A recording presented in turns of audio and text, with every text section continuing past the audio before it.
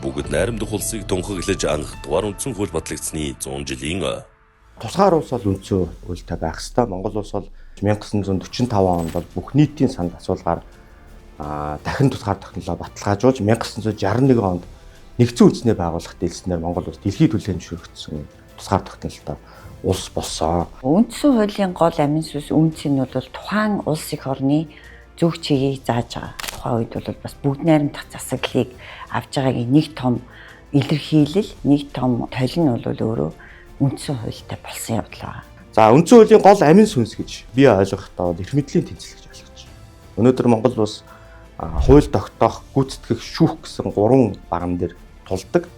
За энэ 3 байгууллага харилцан бие биендээ хяналт тавьж яадаг. Эрх мэдлийн тэнцвэртэй байж иж энэ өөрөө үндсэн хуульд ёс гэж ойлгож байгаа. Хуулийг дээдлэх, хуулийн засаглалыг үргэлж дээрээ тавих нь бол хүн бүрийн үүрэг байх ёстой. санан тунхаглах ирээдүй.